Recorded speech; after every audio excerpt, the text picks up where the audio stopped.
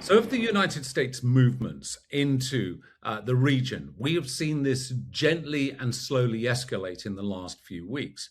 And this also not only is a part of the major fleet of the United States forces and also many of the aircraft, we have also seen B 52 bombers be stationed out of the US bases in Qatar.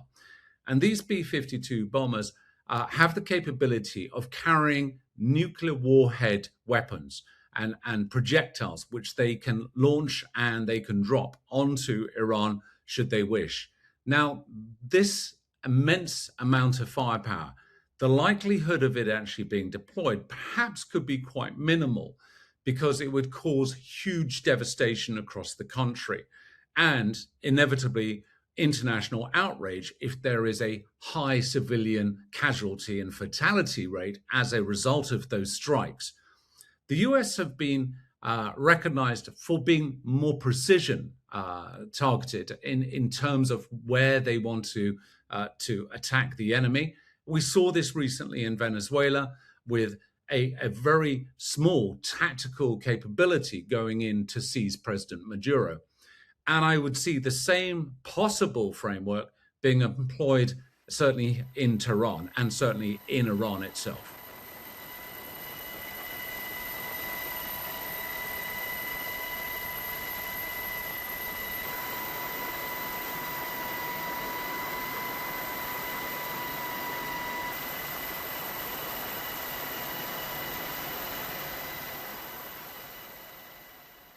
The current situation in Iran is exceptionally fragile because, in addition to the mass protest for regime change, we're also seeing a contest by the Iranian authorities and regime to relinquish any kind of control of their enrichment of uranium, which by direct proxy contributes towards their nuclear capability.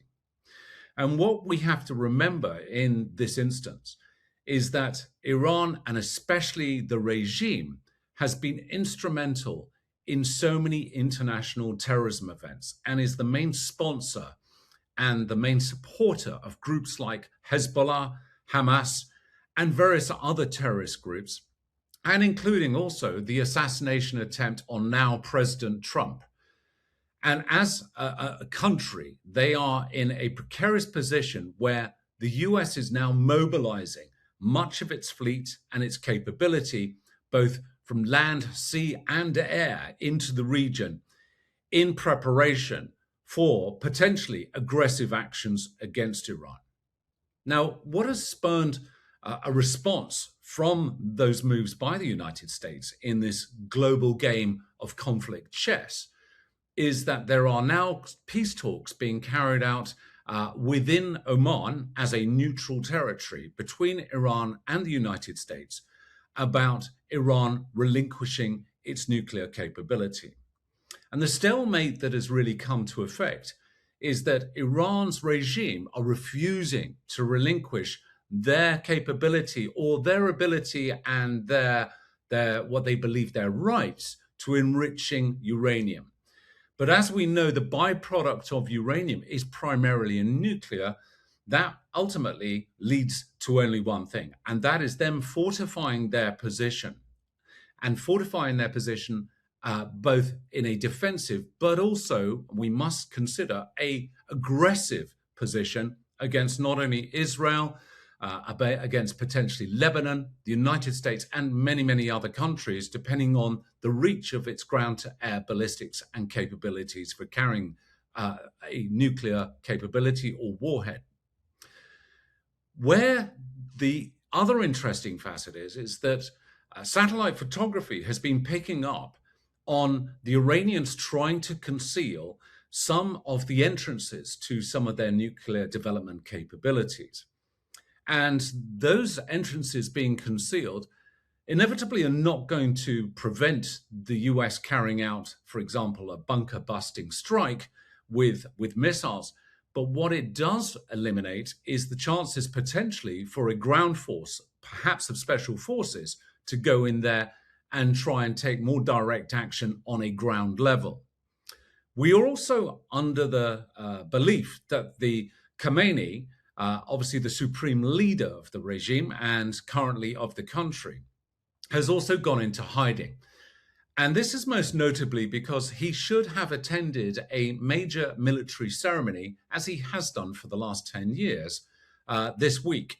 And he has been very obviously missing from that. And that raises questions in itself as to where potentially he has gone. Now, it's believed, and again speculation, that he hasn't actually left the country. And the reasons for that is because of these continual protests against regime change. And for him to leave the country would be a sign of defeat.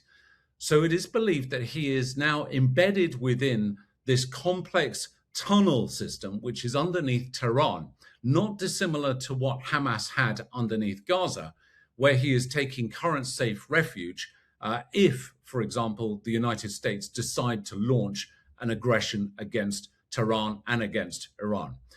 But the US forces have been very considered and will be very considered, knowing that they want to support the mass populace of Iran who are opposed to the regime, to ensure that there is no collateral damage to them wherever possible.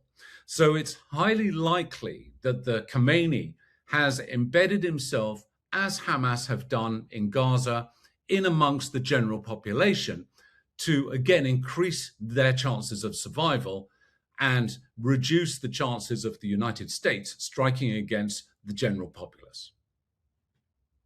What is really concerning is, although the United States know that if they launch an attack, the envelope has now been opened, and this will have huge consequential effects.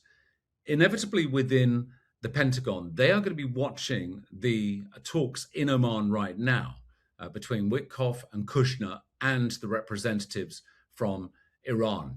And what we do know is that Iran has deployed 2 government aircraft from Tehran with negotiators and with advisors that are going to be attending these talks, which started last Sunday. So it really will be a product of whether the Iranian government and the Iranian regime especially is going to concede in terms of its belief in its entitlement to continue to enrich itself with uranium.